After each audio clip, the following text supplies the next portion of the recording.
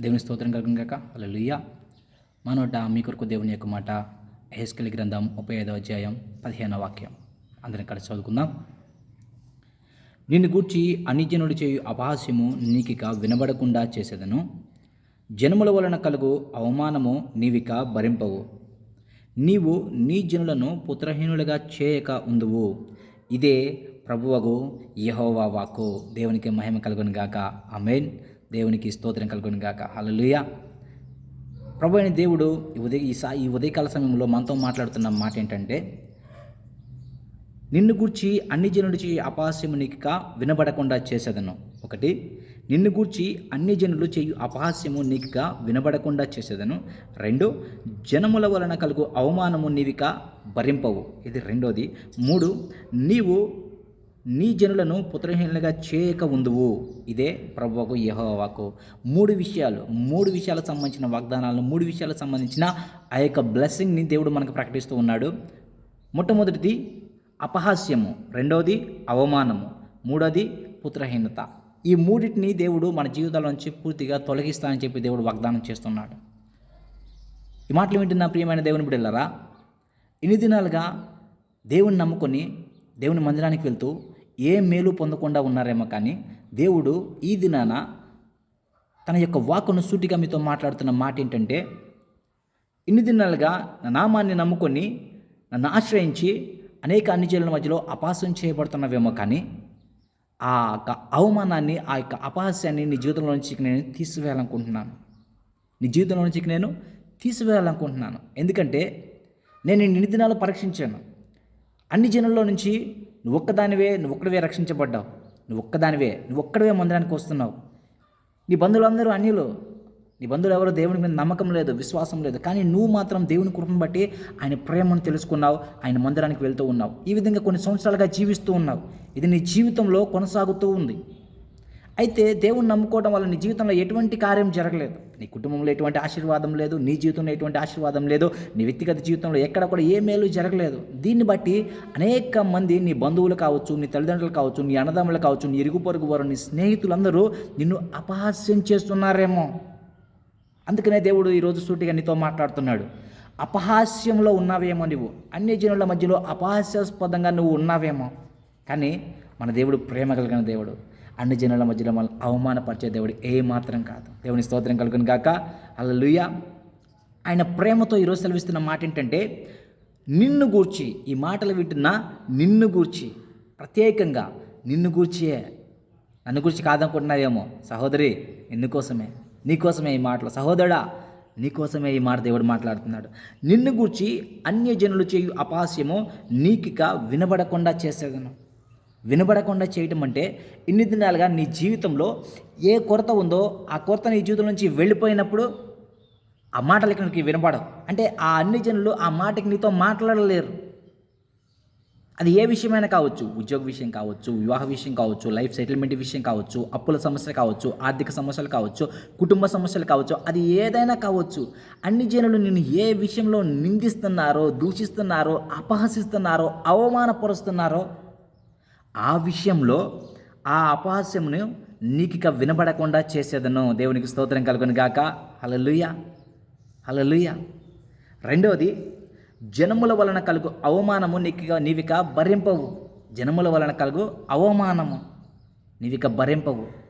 ఆఫీస్కి వెళ్తూ ఉద్యోగంలో అందరికన్నా కింది స్థాయిలో ఉండి నీ పై అధికారుల వల్ల అవమానం పొందుతున్నాయేమో, నిన్ను హేళనగా చూస్తున్నారేమో, అవమానిస్తున్నారేమో, కానీ దేవుడు చూస్తున్నాడు. నేను ప్రకటిస్తున్న దేవుడు చూసే దేవుడు, వినే దేవుడు, మాట్లాడే దేవుడు. ఆయన నీ నిందను ఆయన చూశాడు, నీ అవమానాన్ని ఆయన చూశాడు, నీ బాధని, నీ కన్నీటిని, నీ దుఃఖాన్ని, నీ హృదయ వేదనను ఆయన చూశాడు. నువ్వు చేసిన ప్రార్థన ఆయన విన్నాడు. నువ్వు చేసిన ప్రార్థన ఆయన చెవులకు వినపడింది. కాబట్టి ఈరోజు తన వాక్యం ద్వారా నీతో మాట్లాడుతున్నాడు ఆయన. ఈ మాటలు వింటే నీతోనే మాట్లాడుతున్నాడు ఈరోజు ఆయన. దేవునికి మహిమ కలుగును గాక. హల్లెలూయా. జనముల వలన కలుగు అవమానం నీవిక భరింపవు. నువ్వు ఇన్ని రోజులు, ఇన్ని సంవత్సరాలు, ఇన్ని నెలలు ఏ అవమానం అయితే భరిస్తూ ఉన్నావో ఆ అవమానాన్ని దేవుడు తీసివేస్తున్నాడు. ప్రేమ కలిగిన దేవుడు కదా ఆయన. నమ్ముకొనదగిన దేవుడు, నమ్మదగిన సహాయకుడు ఆయన. ఆలస్యం కావచ్చేమో, కానీ జరగకుండా మాత్రం ఉండదు. మహా అయితే ఆలస్యం అవుతుందేమో అంతే, కానీ దేవుడు చెప్పిన ఏ మాట కూడా జరగక మానదు. దేవుడు చెప్పిన ప్రతి మాట ఖచ్చితంగా జరుగుతుంది. ఆయన చెప్పిన ఏది కూడా నిరర్ధకం కానేరదు. ఎందుకంటే మాట ఇచ్చినవాడు నమ్మదగినవాడు. ఆయన మనిషి కాదు, ఆయన దేవుడు. మాట ఇచ్చినవాడు నరుడు కాదు మాట తప్పడానికి. ఆయన దేవుడు. మనుషులైతే మాట తప్పుతారు ఖచ్చితంగా. చేస్తామంటారు చేయరు, ఇస్తామంటారు ఇయ్యరు, వస్తామంటారు రారు.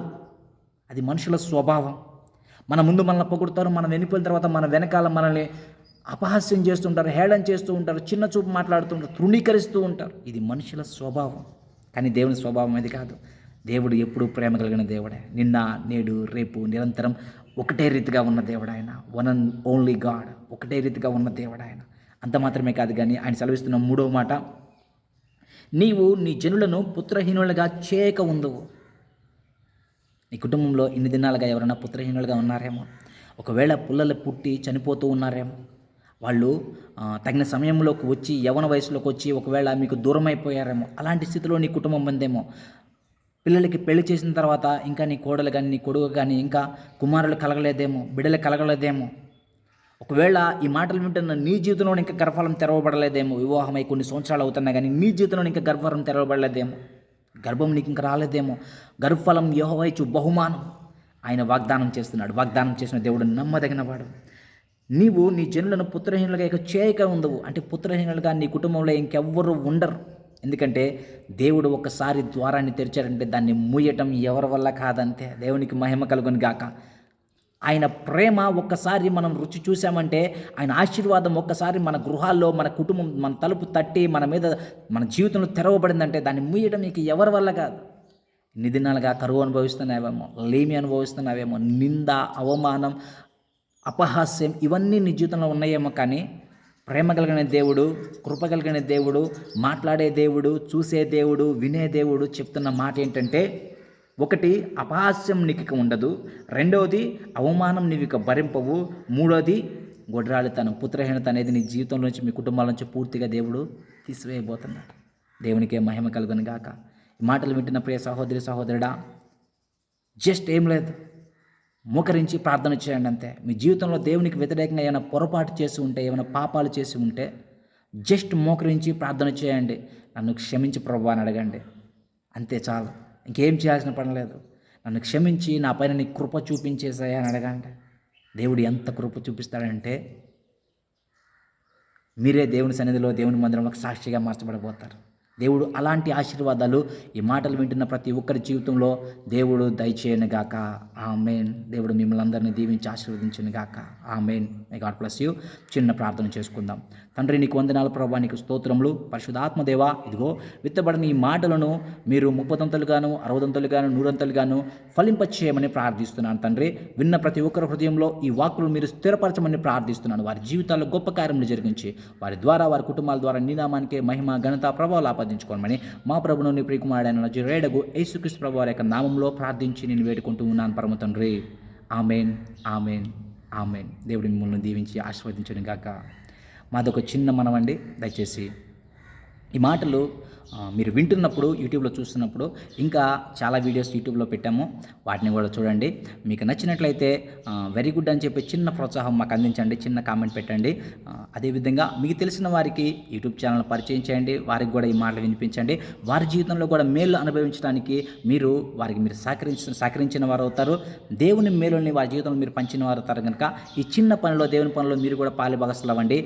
మీరు చిన్న కామెంట్ పెట్టిన ద్వారా మమ్మల్ని ప్రోత్సాహపరిచిన అవుతారు. కాబట్టి ఓకే, అనేకులకి ఈ మాటలు ఆశీర్వాదకరంగా అని చెప్పి మేము కూడా ఇంకా ప్రోత్సాహం తెచ్చుకొని దేవుని సన్నిధిలో మీ నిమిత్తం కనిపెట్టి ప్రార్థన చేసి అనేకుల కొరకు అనేక దీవెనకరమైన మాటలు చెప్పడానికి మమ్మల్ని ప్రోత్సాహపరిచిన అవుతారు. దేవుడు మిమ్మల్ని అందరినీ దీవించి ఆశీర్వదించిన గాక. Amen. May God bless you. Praise the lord.